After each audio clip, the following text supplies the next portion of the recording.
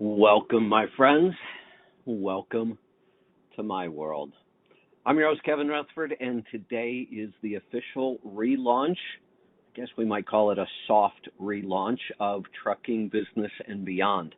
So, this hour, we're going to maintain our time slot 11 a.m. Eastern Time, 8 a.m. Pacific Time, 5 days a week, Monday through Friday. The show originally is going to be scheduled for an hour. It's going to be pure Q&A, free for all, any topic, anything goes. I will probably not do much of an open, if any open at all. If we have calls and questions, we'll go right to the calls.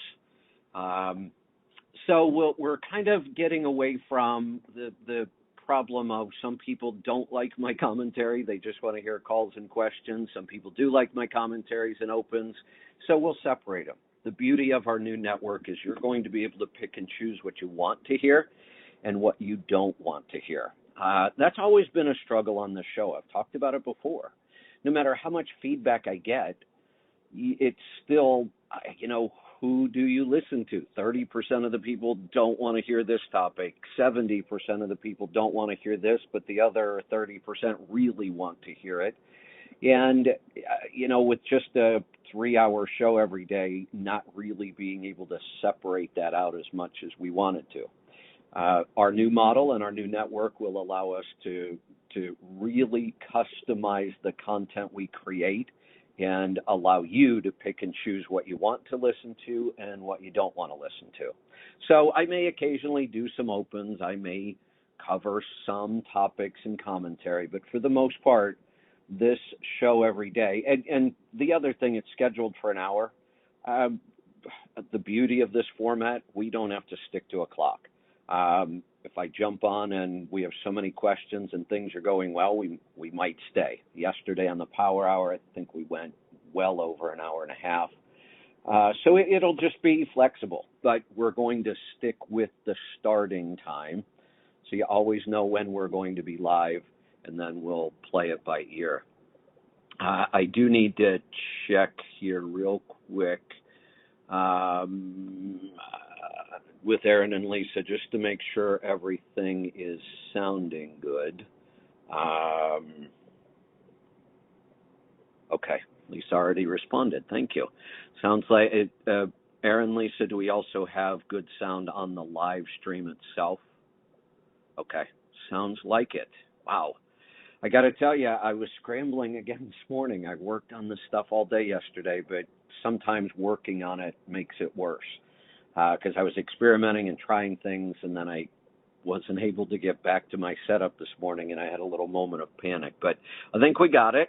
So we are live. Calls are starting to come in. The phone lines are open.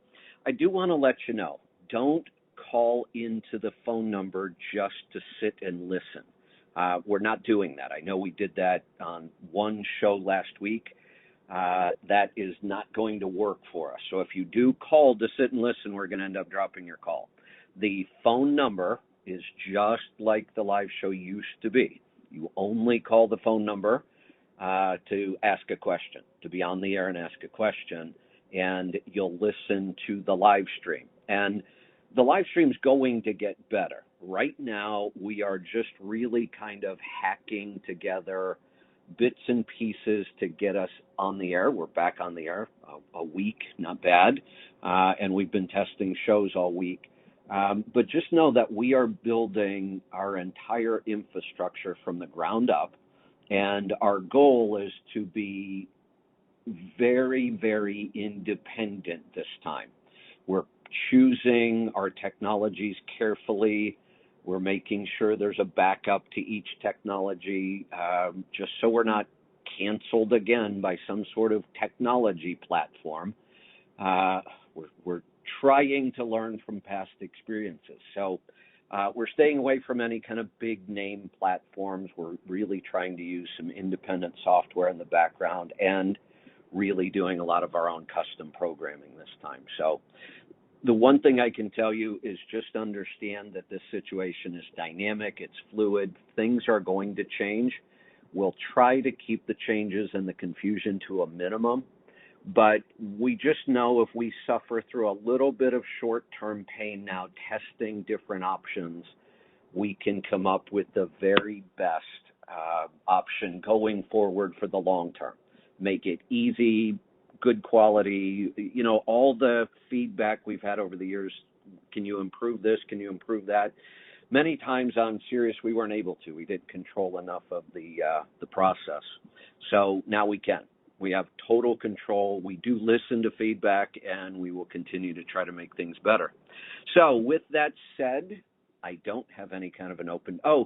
Just to go back to that topic. So a lot of people say, well, we want your commentary. We want politics. We want to hear your opinion on current events.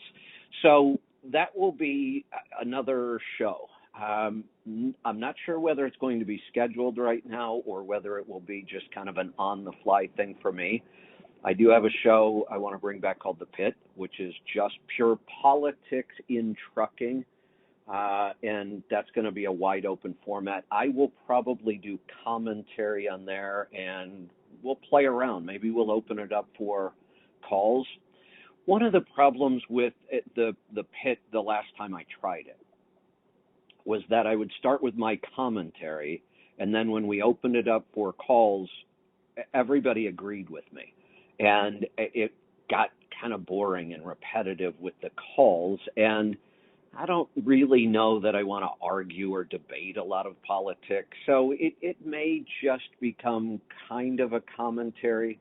We'll see. I'm going to play around with that.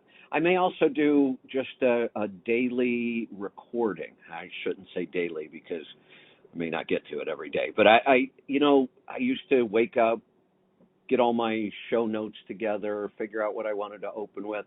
I will probably still continue doing that, and maybe I'll just, when I'm all done with my notes, maybe I'll just, do a recorded open, and you can subscribe to that as well. So that's some of the thoughts we have right now. I might as well give you the latest. All of this stuff is happening fast. John and Joel Morrow and John Walco from Fuel Mileage Friday, we decided to kind of expand that show. John and Joel are going to be able to do episodes on their own.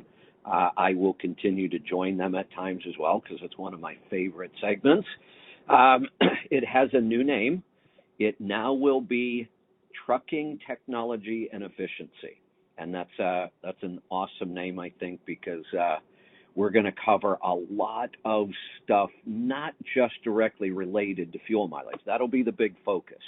But all three of us really love technology and kind of speculating on what's new. And so we kind of open up the idea of that show, and we will be launching that tomorrow, first time. And then we'll see about schedules. All of that's still up in the air, but we want to make sure we get right back into this. All right. Phone lines are open. We have a call or two. I'm going to get to them now, but certainly we have some room for questions, comments, or topics, anything at all. If you just want to jump in and talk, I'd love to hear it. Let's do that right now. Let's go to Indiana. Jeff, are you with me? Yes, sounding good.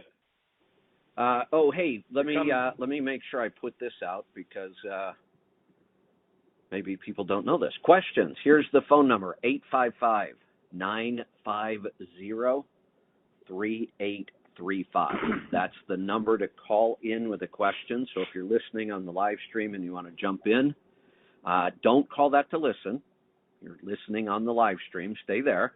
But if you want to ask a question, make a comment, talk about whatever you want to talk about, dial us up at 855-950-3835. All right, Jeff, go ahead. Yeah, everything's sounding good. The health question. I've been doing keto down about 18 months now. I got down to about 145 where I was happy. In the beginning of the year, I started the Wim Hof and the X3, and it seems now I'm up to 150. and I haven't changed my eating habits. And I know that the Wim Hof and the X3, puts the stress on, and I'm working my heart and all that stuff that I haven't done since high school. Is that cause for the weight gain, or is it just stress, or is it just a thing that happens? So there's several possibilities here, and it's probably a little bit of all of them. Do you happen to have the Garmin watch? No, I Okay. was gonna get that when you said that when all this shit happened that Yeah. you were gonna get your X3 stuff on there at the update in March or something. Yeah, we actually have a call with them today, so we should have an update on some of that stuff after today. And the reason I mention that is because the Garmin watch is really the only device that really helps us track that stress. So we would be able to kind of look and see, did this cause your stress levels to go up? And if that's the case, then that could be a little bit of the weight gain. Remember this, though. The X3 bar is going to put on muscle. Muscle's heavy. It's more dense than fat. It's heavier than fat. So you can have somebody who weighs a lot more than you think they weigh if they're really heavily muscled. They'll look trim, ripped, and they can be pretty heavy and solid. So that's a good thing. That's what we want. If we're going to gain weight, we want it to be muscle weight. So that's part of it. The other part of it, when you start becoming more active, the breathing increases metabolism, the X3 is more active, you can gain weight because you might be eating more. I mean, if you weren't measuring your food before, and I hope you weren't, you increase consumption without even realizing it. This is why we've said for a long time, exercise is good for a lot of things, but losing weight isn't one of them. Because you get this increased appetite, which is a good thing. There's nothing wrong with that. But it's really makes it difficult to increase activity to lose weight because you have to kind of be hungry all the time. And we tell people don't do that. If you're hungry, eat. 5 pounds, no big deal. I think it might be a little bit of all three of those things. And the other thing you could do, I've tested a couple of these, and these scales aren't completely accurate, but it's one of those things that it's at least a gauge, and we can kind of see how our body composition is changing. There's a lot of scales on the market now that can measure body fat and certain other things. Oh, okay. Again, they're not super accurate, but I can see a pattern in mine that I am gaining muscle weight and my body fat is staying consistent. Well, I have noticed. I mean, I'm wearing the same clothes I was before I lost the weight, and everything is looser. My watch slips down my arm, and it seems that it to me, not knowing much about this, counterintuitive that I've gained the weight, but I'm thinner. But I guess with the X3, I'm just getting in shape. That's actually a really good sign. And normally, so how long have you been using the X3 bar? Let's see, where are we? Just finished 2 months. So beginning of January, it came in from you when you first got it with the infrared blanket. So okay. First week of January. And now the hard question: how strict have you been?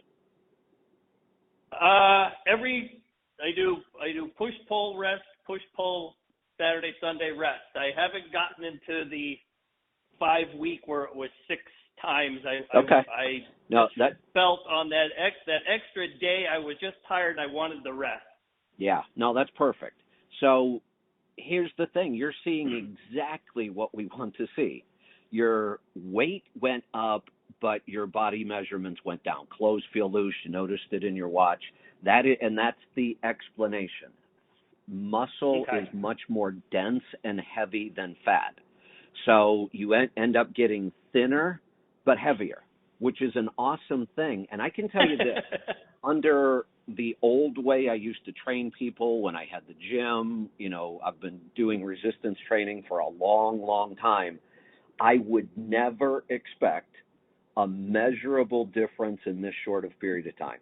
We just never saw it. And with this X3 bar, I'm actually blown away by how fast people are getting results.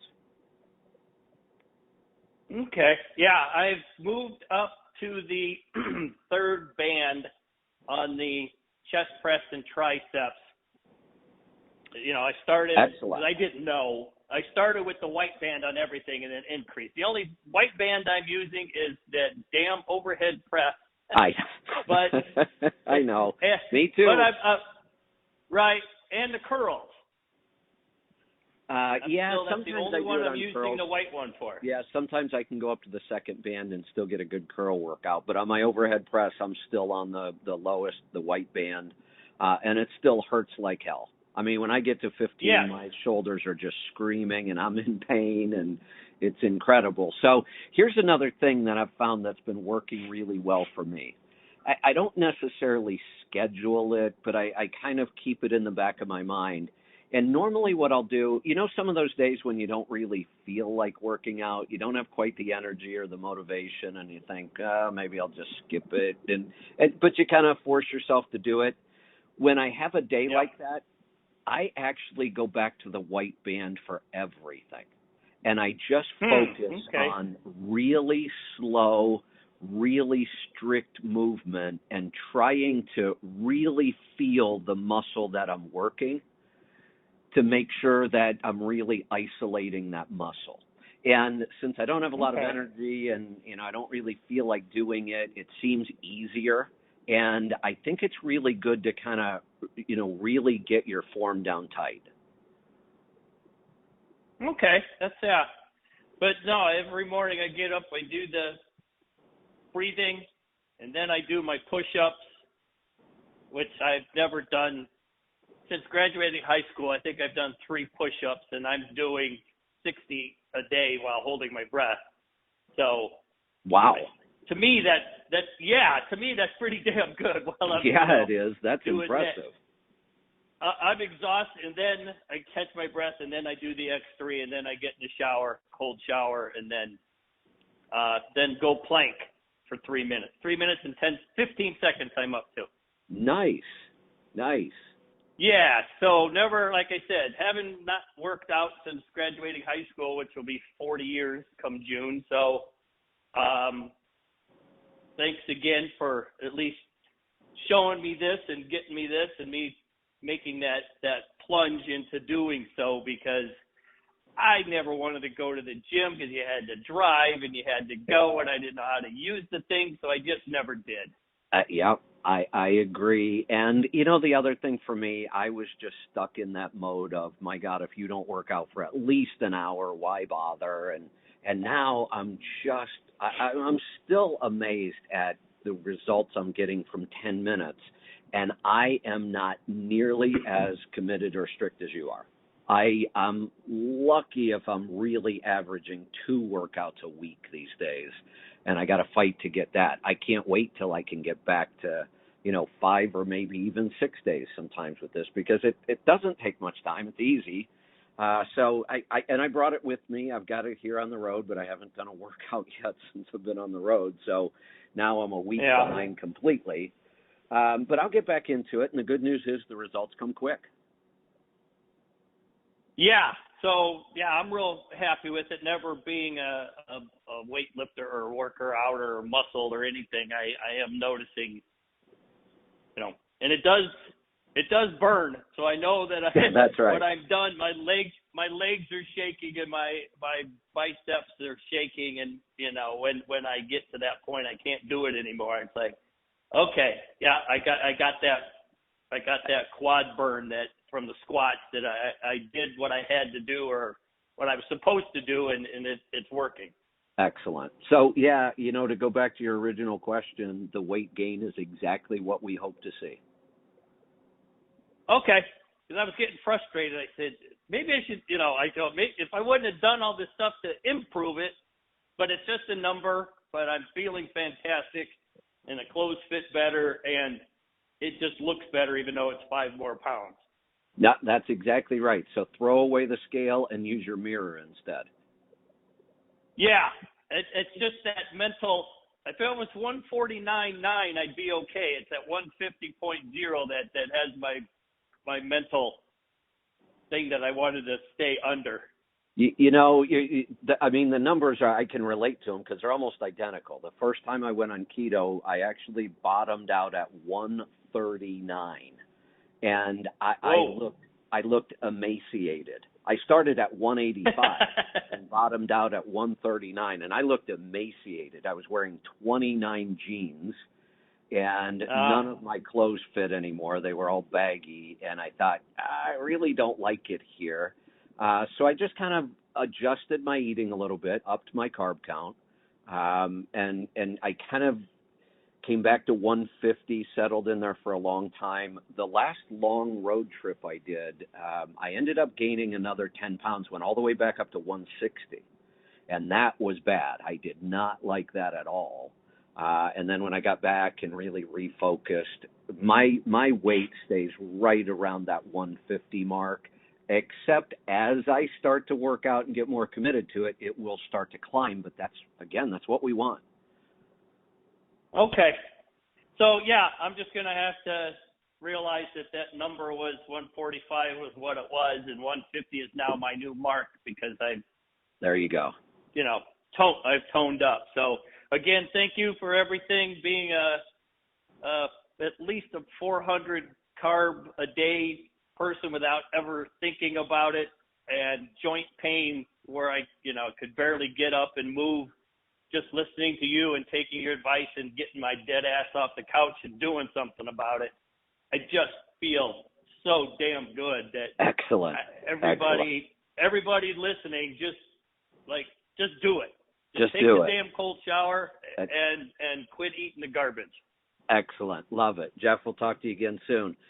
We're going to move on. If you want to jump in and join us, we do have some open phone lines. The number to join us, 855-950-3835. That is for call-in questions only. We're going to get to the calls. Let's talk to Paul in South Carolina. Paul, welcome. Howdy. What's on your mind today? What number do you... Oh, lots of things now. So what number do you dial if you only want to listen? There is no number to listen anymore. You got to listen on the live stream.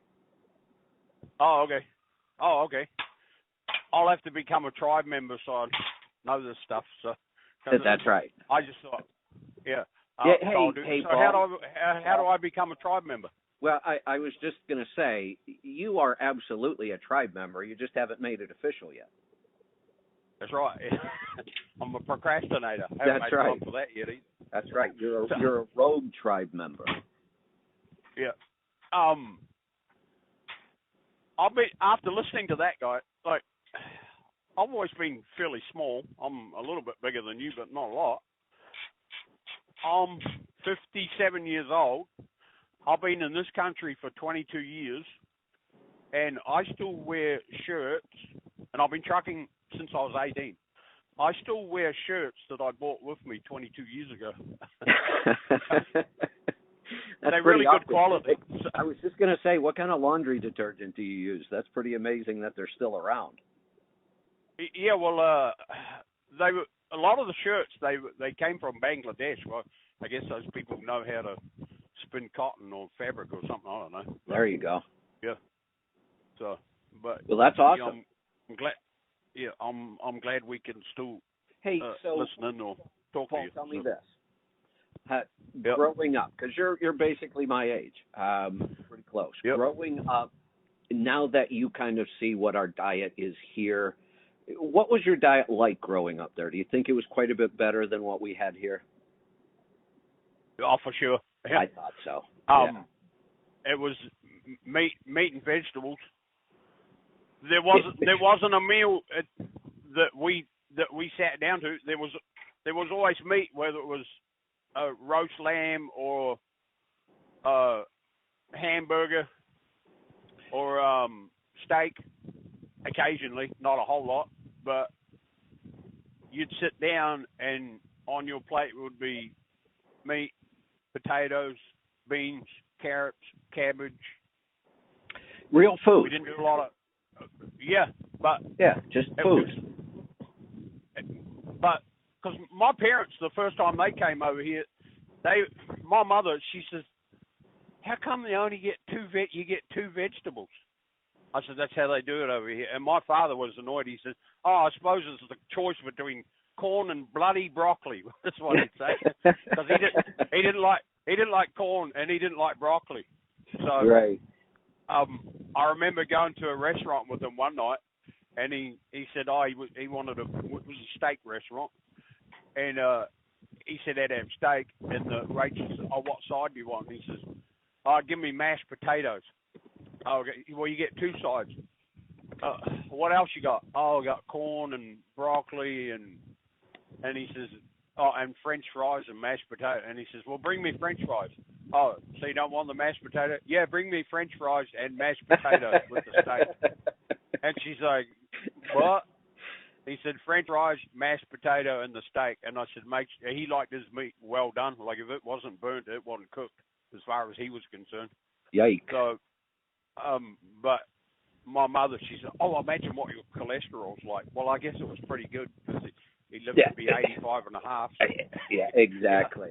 You know, and I think I have an advantage over a lot of Americans, even though I grew up during that same time frame, because my mom was a stay-at-home mom, and, you know, she didn't cook anything fancy, but everything was from scratch. We didn't eat a lot of processed food. So meals for me is kind of the same thing. There was always meat. I mean, we never had a meal that didn't have meat. Usually that was the biggest part of the meal.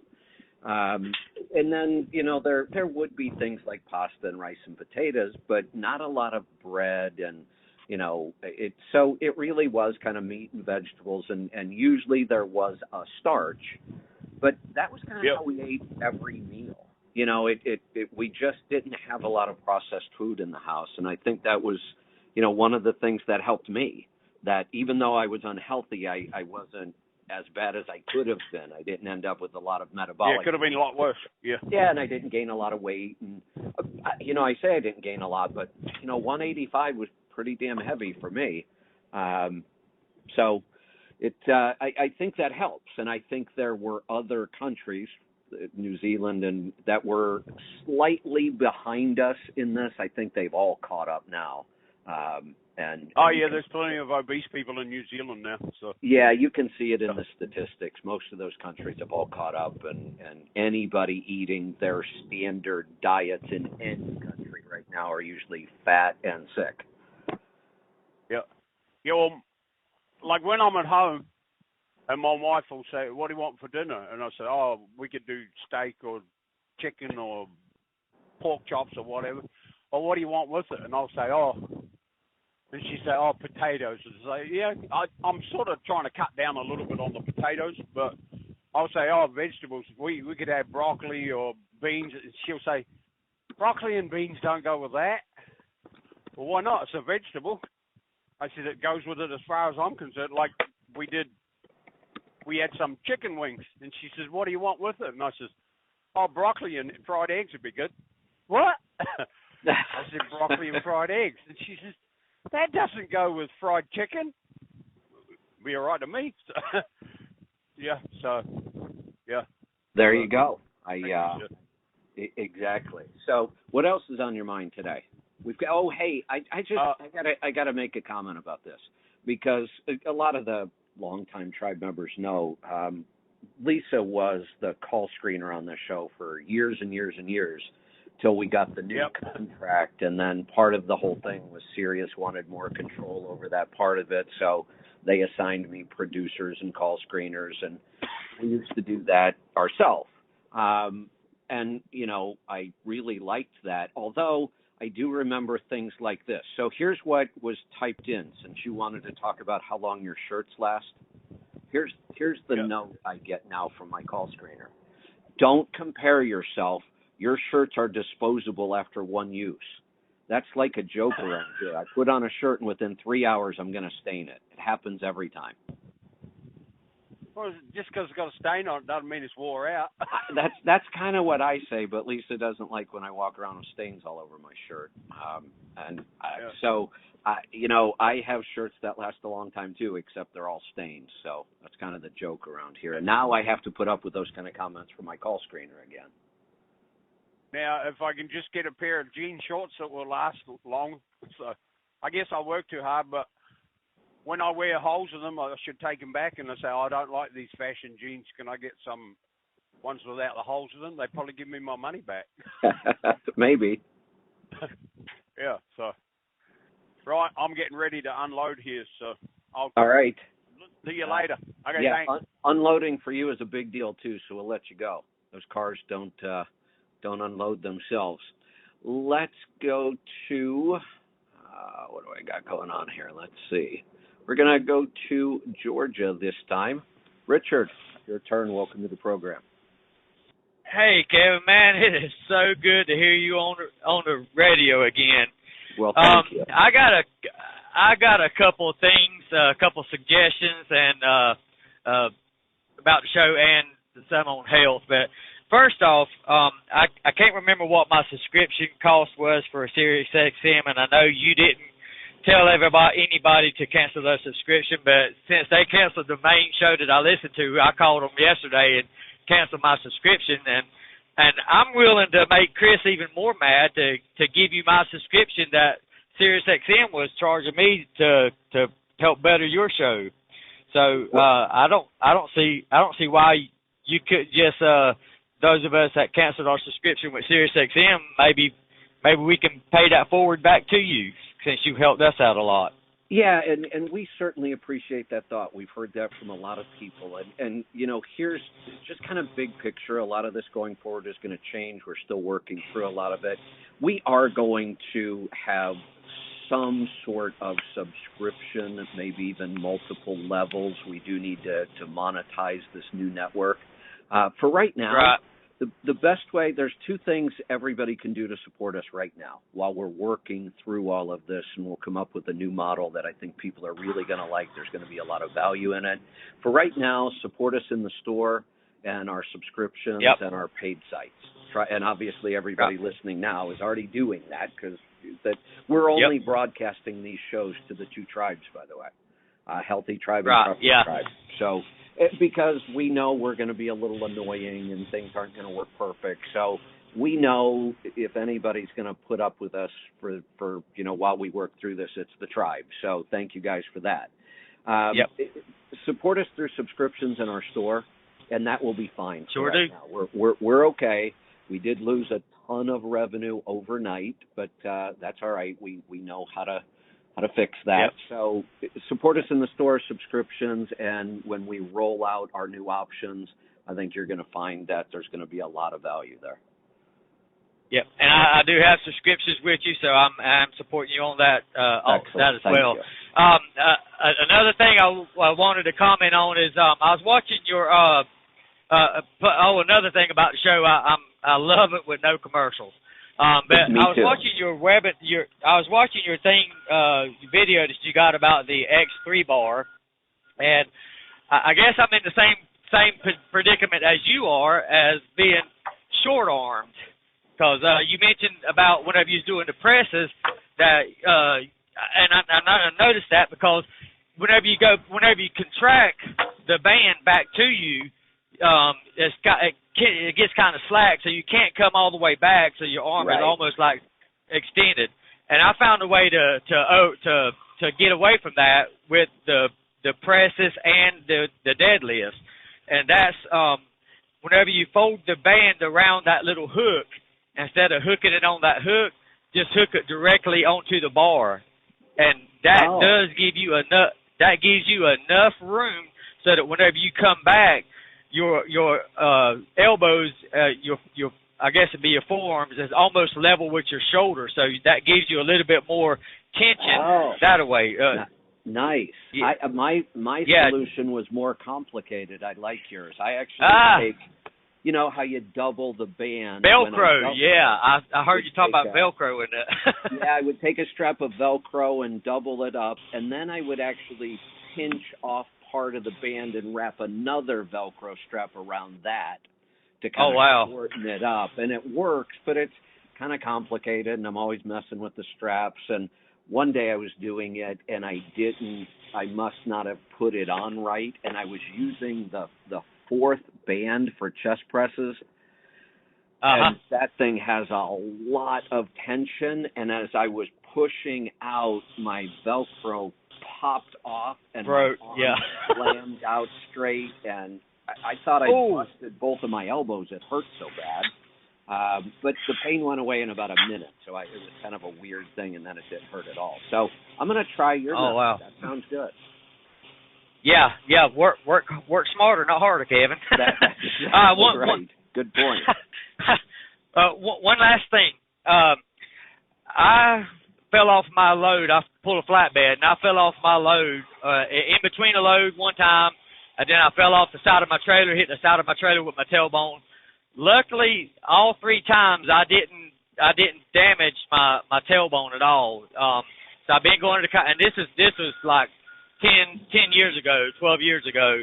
I've been to the chiropractor, I've been to X-rayed several times, and there's no damage to my bones, and there's no damage to my vertebrae, so I don't have any bulging disc or anything else like that.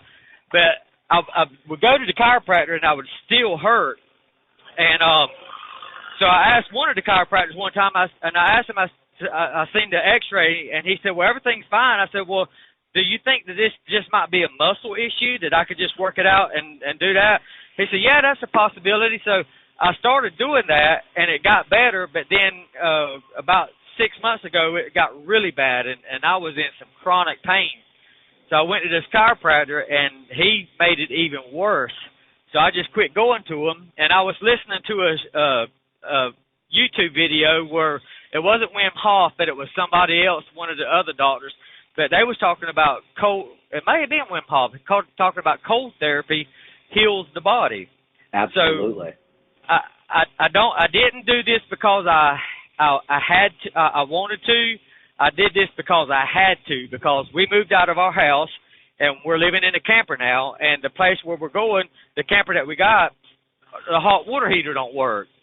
So this whole winter I had to take nothing but cold showers. Whoa. And my back is feeling amazing.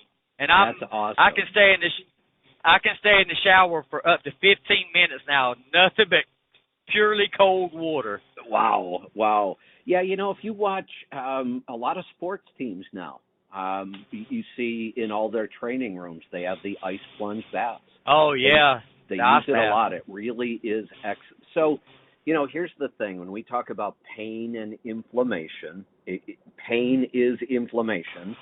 Now, right.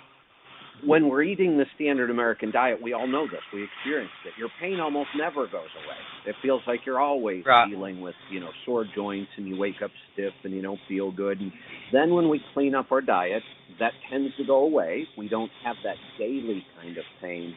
But pain is a good thing. Right. That's how our body repairs itself, with inflammation. So when you do damage, that pain is telling you that your body is still trying to repair that damage.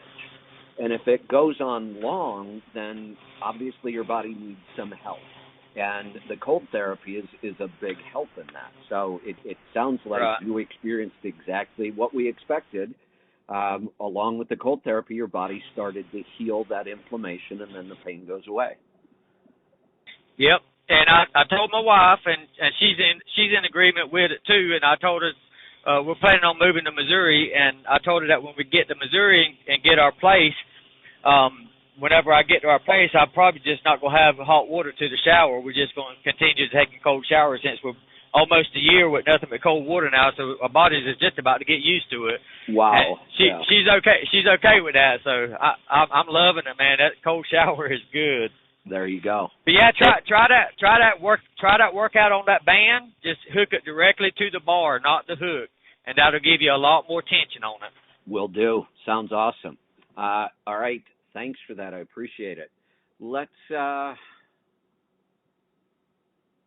grab another call. Let's go this time to South Dakota. Shauna, welcome to the program.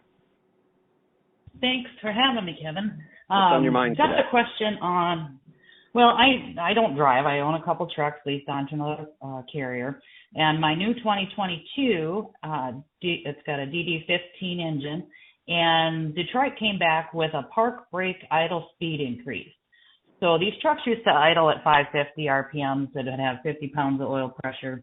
They kicked it up to 880 RPMs. The oil pressure stays the same, and they're telling me it's to increase lubrication to the valve train to prevent adjustment screw wear during extended periods of idle. And I'm just concerned. I don't understand why Detroit would kick these up so high when all it's going to do is use more fuel. And, you know, of course, you never want to idle, but when I've got trucks where it's 20 below zero, they don't have a choice. Yeah, and this has always been the struggle I've had with idling, period, and I've gone back and forth on this. So, for example, let's forget your specific situation right now and just talk in general. You know, we were always told if you're going to idle for long periods of time, you should bump up the idle. Now, they used to allow us to do that on our own. You could either leave it at low idle or you could hit the button and bump up to higher idle.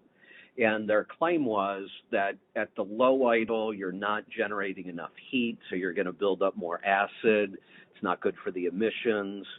So they wanted you to idle at a higher idle. But you're right, of course, that's going to burn more fuel. So there's always that struggle. And I was actually saying for a while, look, I have gone through thousands of oil samples, and I did a little survey. I asked people who I was tracking their oil samples, do you idle at high idle or low idle? And I had a pretty good mix of both. And I couldn't find any real differences in the oil samples. We weren't seeing the base drop quickly, so I kind of ruled out that was necessary to bump up your idle.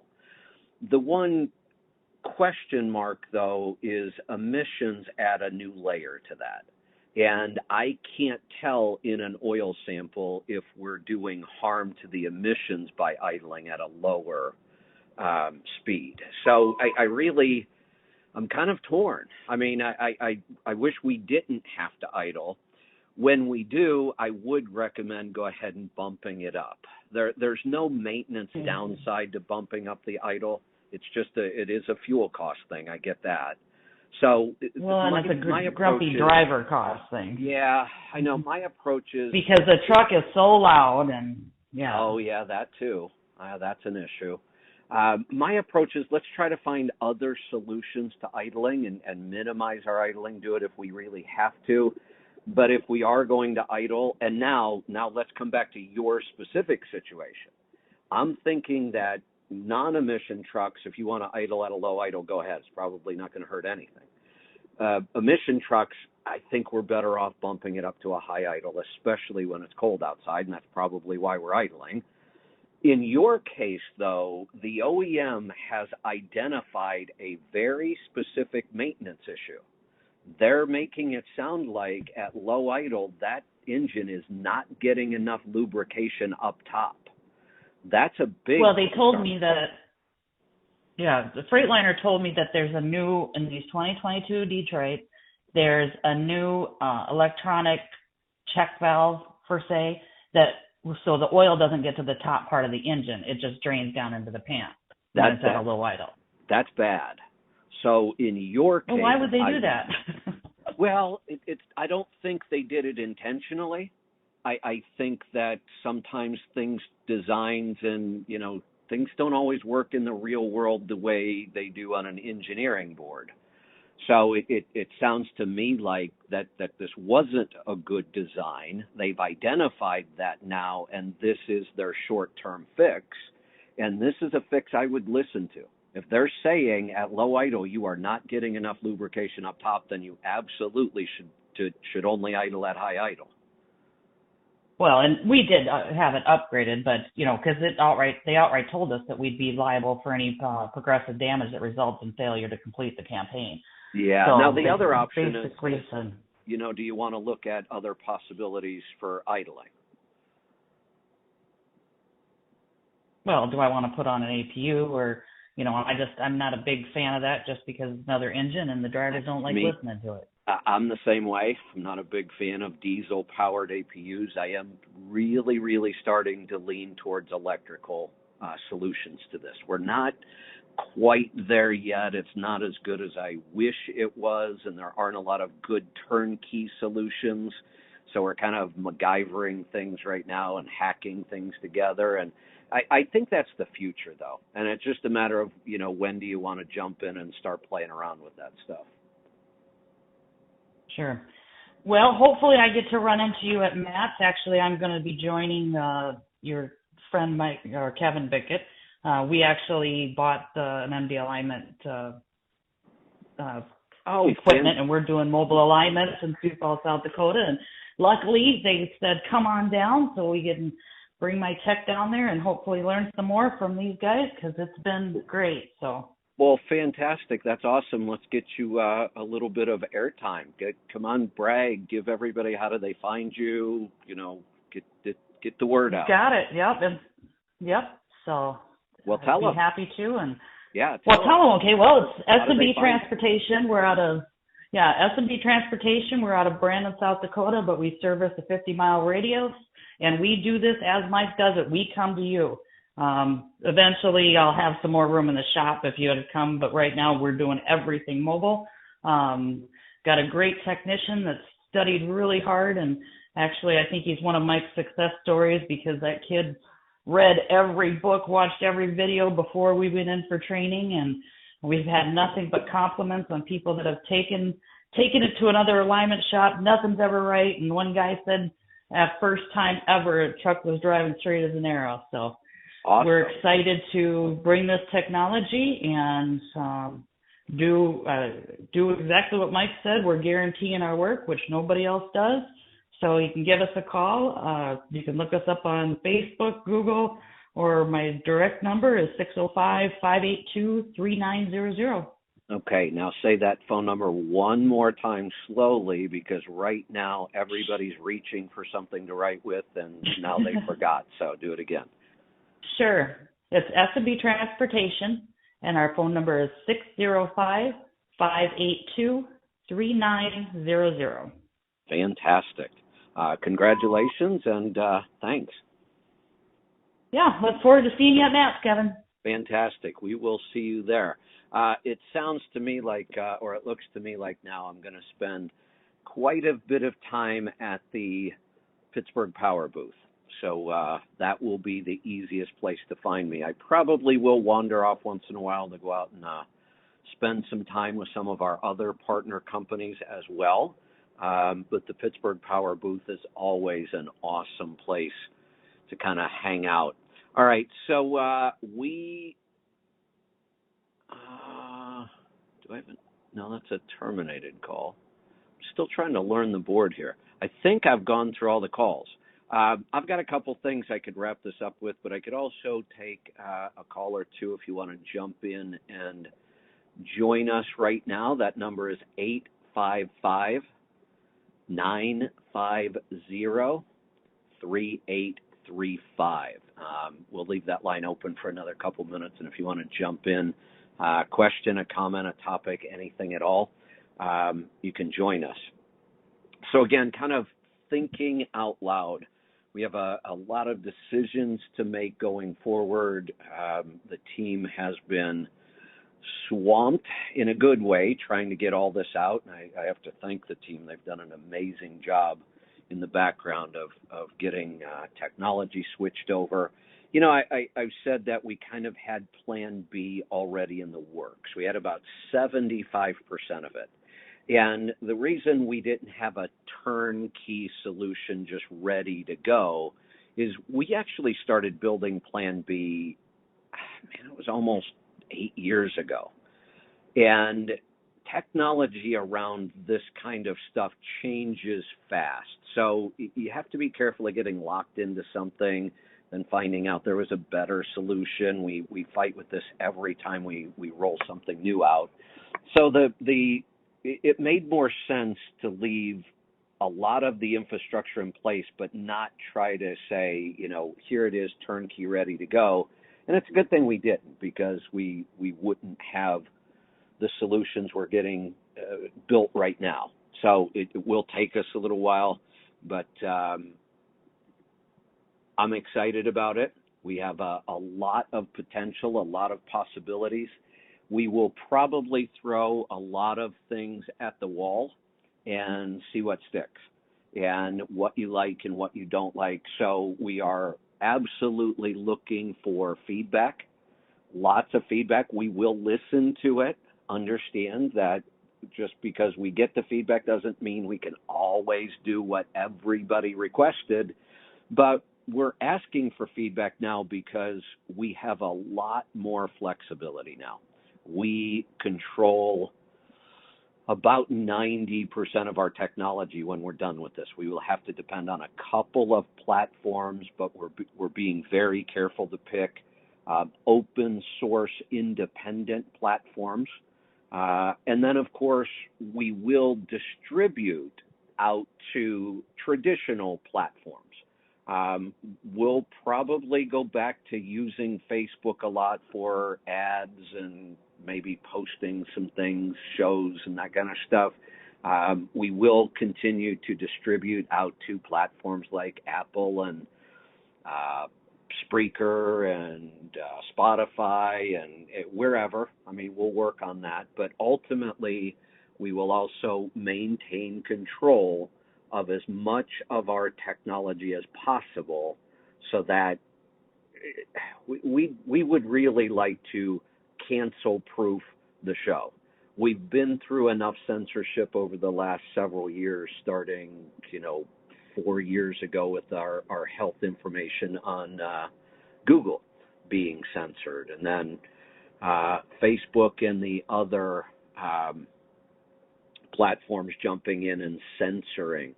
We want to make sure that the platforms we are depending on, like I say, we will distribute out to those because you still can pick up a lot of new listeners, which has to be our number one goal right now.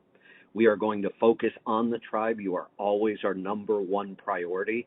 But new listeners help us fund a lot of big projects, and we have a lot of big projects in mind. So we will continue to be on those traditional platforms. We won't depend on those traditional platforms. We're going to build as much of this technology out as we can. All right, so let's grab another call. I'm going to go to Virginia this time. Kenny, welcome to the program. Hey, Kevin. Good morning. Your Lisa was checking on my NutriQ. Did she get the NutriQ pulled up?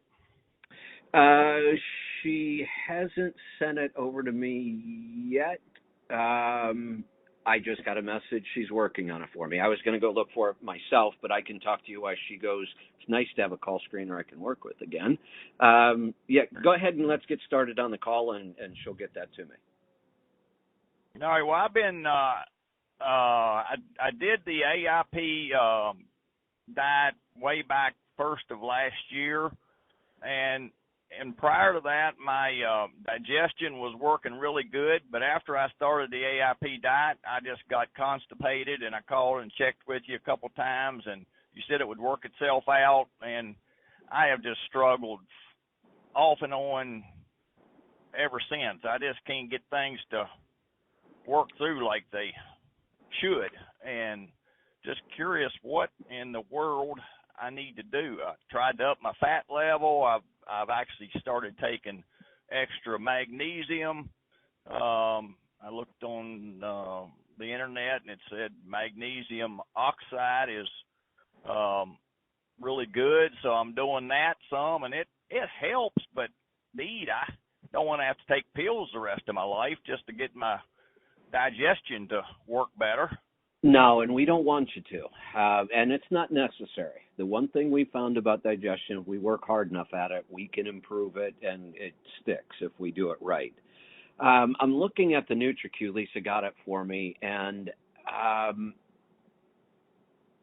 this is just recently. Have you ever done a NutriQ before, or is this your first one? No, I did several. Let me see if Lisa can get me the comparison then. I'd like to take a look at what's changed over time. Based on what I'm seeing here now, It looks like your upper GI is in pretty good shape. You're obviously not experiencing anything like heartburn or indigestion or that kind of stuff, right? That's right. But it does look like we're seeing some issues around liver, gallbladder, a little more in small intestine, and then a little more than that in large intestine. Are you eating any fermented foods?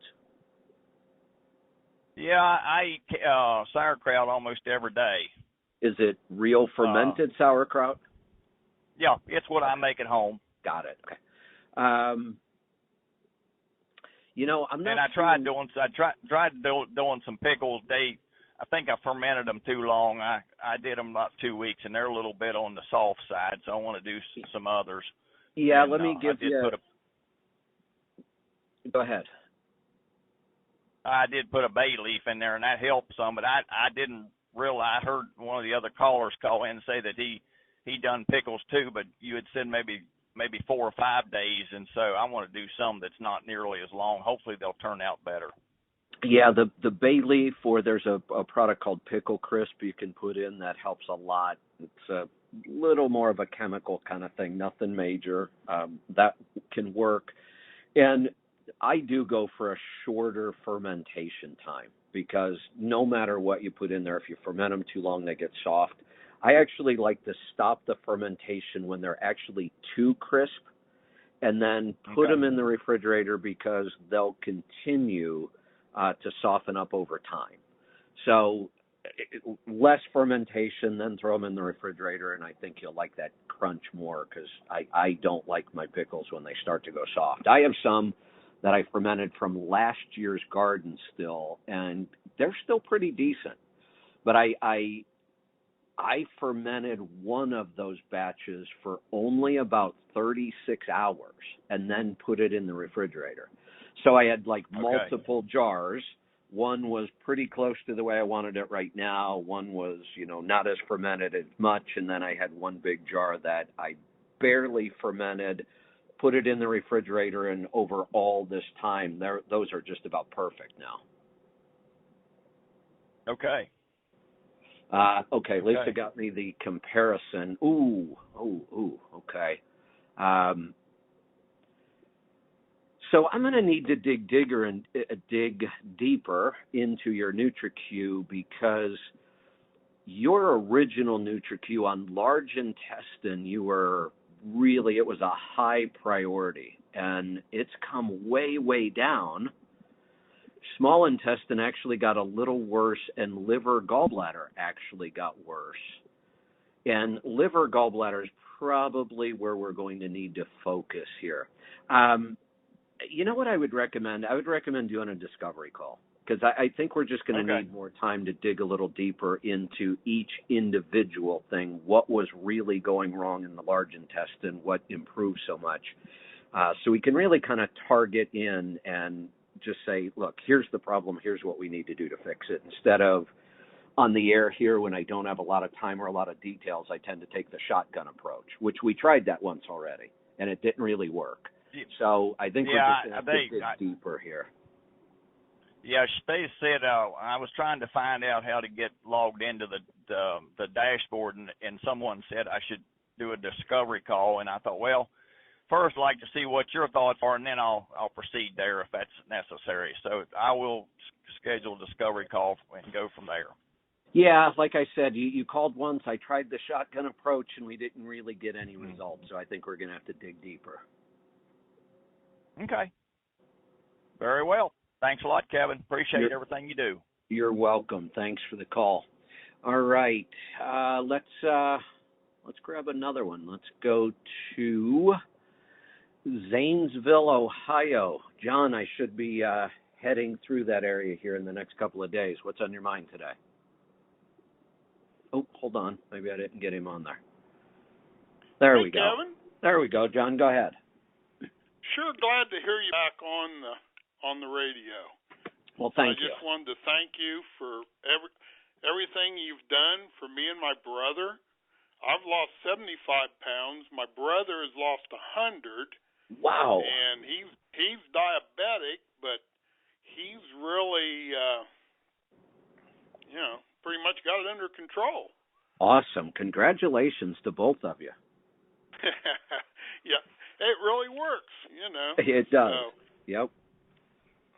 So, on your motorhome, what brand is it? It is a Country Coach.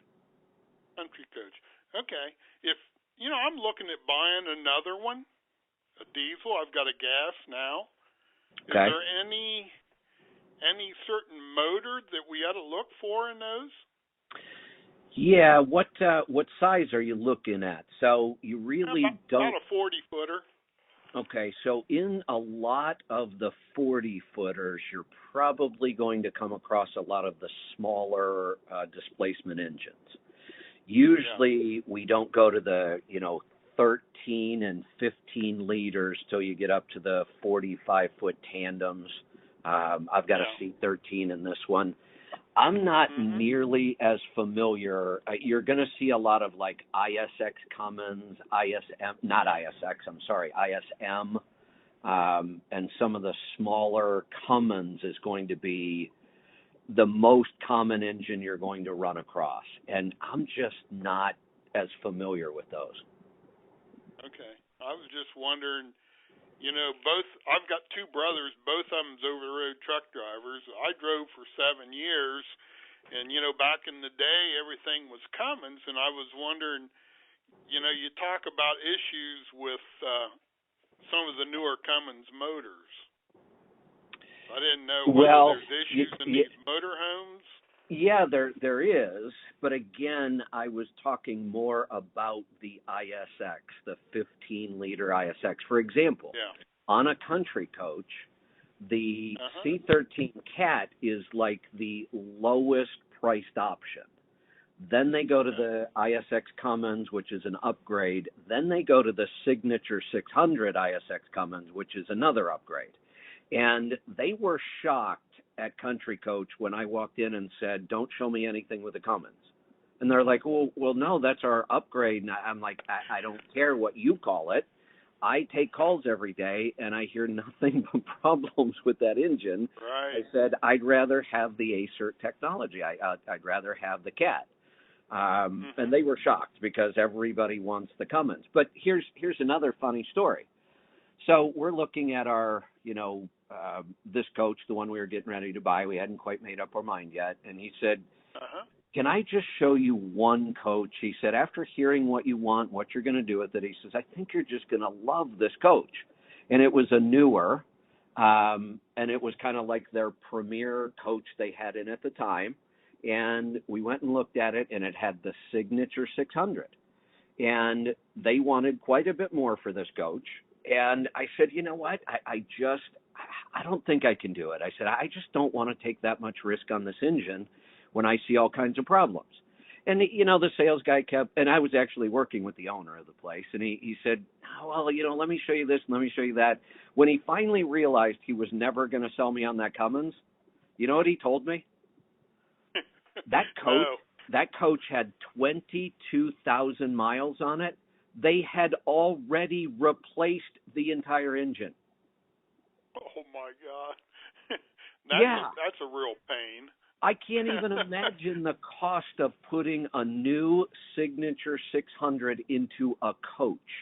The work is incredible. That engine is outrageously expensive. And I said, look, that's exactly why I don't want one. And he said, oh, okay, I get it. So yours has got a Cat in it. Mine's got a C13 Cat, yeah. Okay. So what chassis do you like? Well, I am a big fan of the Country Coach. I really love everything about this. They build their own chassis, and I really like the design. I like everything about these. Now, here's where they kind of fall. If you're looking at, big 45-foot tandems, you've got the super premium, almost always built on like a Prevost chassis. You got Marathon and some others. Those are you can't even touch those things used anymore for $1 million. It's just insane. Yeah. The cost of those. Yes. Actually, Country Coach did build a couple of their models. They're super premium on a Prevost chassis. I've looked Wow. at if I can find a good deal on one used, I thought about upgrading. But honestly, the more I looked at them, the more I didn't like them. They end up putting the generator in the side instead of in the front, and it wipes out a bunch of your side storage. Where my generator, I have a button I press, and the whole front end of the coach slides out, and the generator's right there. So it's not running back there by your bedroom. You can't even hear it when at night if you sleep. I've been on the road this time. I've been using the generator a lot because I haven't been staying in RV parks, and I don't even hear it back there.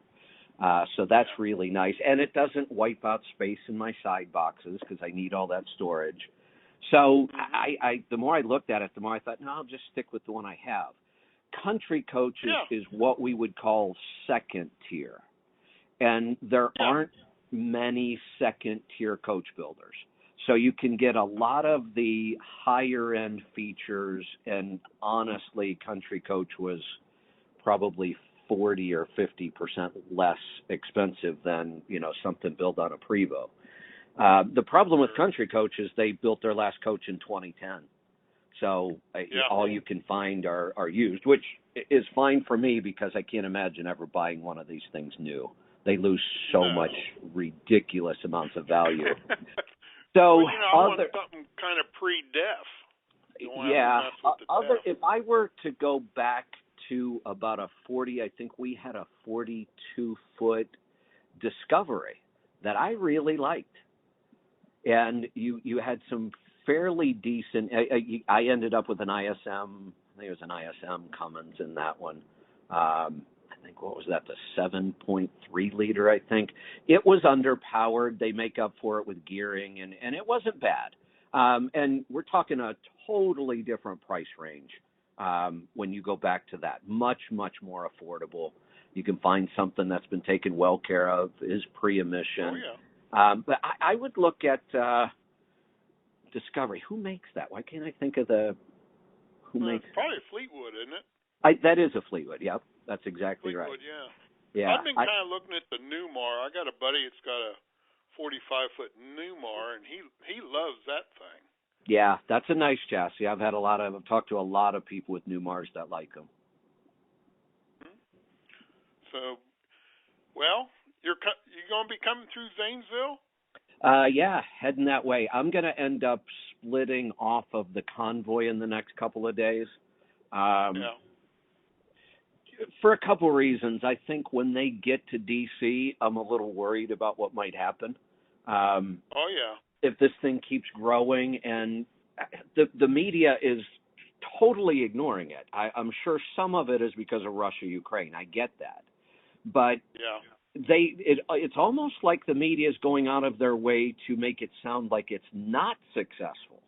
Like, I do find a couple of reports, but they're almost always, well, this group fizzled out, or here's a video and we only saw 7 trucks. And so it's not like they're just ignoring it. They're almost like going out of their way to discount it.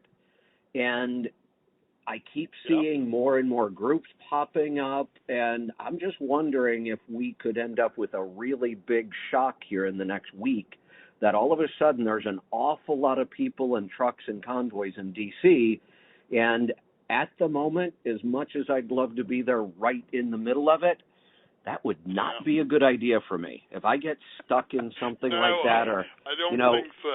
I could end up in jail and nobody would know where I was. And right now, that wouldn't be good for us. When we were nice and stable, if that happened, I probably wouldn't have sweated it too much. But right now, not a good time. So I'm going to split off. I'm going to head to Northeast Ohio, where my family is, and see them for a little bit. And then I'm going to head over to Pittsburgh Power. And I might as well make this announcement now. I talked to Bruce about it this morning. I will probably spend quite a bit of time parked at Pittsburgh Power between now and the time I head to Louisville. I don't drive anymore, but I really enjoy on Tuesdays and yesterday when you had Bruce on there. That man is he's great. Yeah, he knows everything. And I can tell you. When our buddy got on there and tried to mess with him. He's messing with the wrong guy. Yeah. Bruce is not nearly as tolerant of that kind of stuff as I am. And you know, Bruce, obviously a wealth of knowledge, but Pete is just amazing with so many things. And now Ethan and their engineering department, it's why it's such an important partnership for us. So I'm going to go hang out at their place for a while. Well, that's what I thought. If I get a diesel motorhome, I'm going to call him up and see if there's anything he can do to it to try to get some more, autonomy. A lot of people don't realize how knowledgeable Bruce is on RV platforms. But first of all, he understands the engines, obviously. But there was a time where, if you've heard us talk about Bruce's truck, his T600, I borrowed it for a while, pulled our trailer. He built that to pull an RV. He had a lift on the back of it for a Harley and a little Harley garage. It was really cool. And he pulled a long fifth wheel and then a trailer behind the fifth wheel. And I forget, he was like 86 feet long. And he traveled around to a lot of RV shows and did RV seminars and repairs and a lot of that stuff. So he's really familiar with that whole industry. Yeah, that's cool. I actually bought the additive. I run my Kubota tractor, and I've got a couple old cars that I put it in, and this stuff's amazing. It took me a long time to really be able to do a good test on it, but I'm pretty impressed. It really seems to be cleaning up some things on the C13. Yep. So, well, Kevin, good talking to you. Have a safe trip, and we sure enjoy listening to you. So. Thank you. I appreciate it. Thank you. I'll remember to honk and wave as I come through Zanesville. Like I say, I think I'll be coming through that area here in the next couple of days. And none of my travel is set in stone right now. I'm really kind of playing it by ear. And my thought on the convoy is if something does happen in D.C. and it's good and it's positive, and if I'm in Pittsburgh, I'm 4 or 5 hours in D.C.? It's not far. So I think that's the plan now. I'm going to hang out with my family a little bit, hang out at Pittsburgh Power. I have a lot of work to do. That's the other challenge for me right now, traveling with the convoy. Every day I travel with them, I'm wiped out. By the time I get up in the morning, get ready and go, traveling with the convoy is rough. You're going slow, you're going fast. It's a lot of adrenaline. I really enjoy it, but I just can't afford the time right now. I got to get too much done. So, speaking of which, I am going to wrap this up, and we will see you back here again tomorrow. So again, this is the unofficial soft launch of Trucking Business and Beyond. It is going to be a weekday show now. We will launch as often as possible. If we're a little late now and then, bear with us for a while. But the plan is to just make this a live everyday show, 8 a.m. Pacific time, 11 a.m. Eastern, scheduled for an hour, but we're very, very flexible. We'll play it by ear every day and see how things go. And just know that everything we're doing is going to get even better. If you're happy with this, that's awesome. We have lots of big plans to make this easier for everybody, better for everybody, give you lots of flexibility. You'll be able to subscribe to the shows you want, ignore the shows you don't, and you'll be able to listen any time where you're. Now, that may be a subscription to be able to do that, but we want to make sure you have access to every show forever. They won't expire. Go back and listen whenever you want. All right, with that, I'm going to wrap this up. I've got a lot to get done today. I need to get back out on the road, and I need to work on a lot of this technology. I'm excited. I will tell you that I'm not sleeping very much. I'm not sleeping very well. I think too much adrenaline. My mind's going 100 miles an hour. So I'm just going to have to buckle down and get through it. But we're excited. We will talk to you again tomorrow. John and Joel will be joining me for our new show. Let me make sure I get that name right. Trucking Technology and Efficiency. I love it.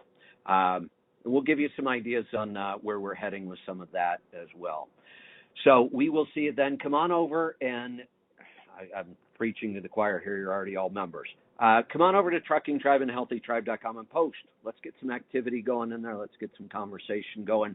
Both sites have been growing like crazy, but I think a lot of the new members are kind of holding back. So if you see a new member, welcome them in. Let's get some good conversation going over on both of those two sites. We'll try to answer as many questions as we can. I know I've slacked off a little bit on answering questions in there. Bear with me. I'll get back to that. And also, I would love to be able to answer everybody's private message individually, and I'm trying. But if I don't get back to you, let me say right now, I appreciate every comment, every message where you've reached out to me. It really means a lot to me and the team. Be safe, be profitable, be fit and healthy. Always do the hard work and master the journey.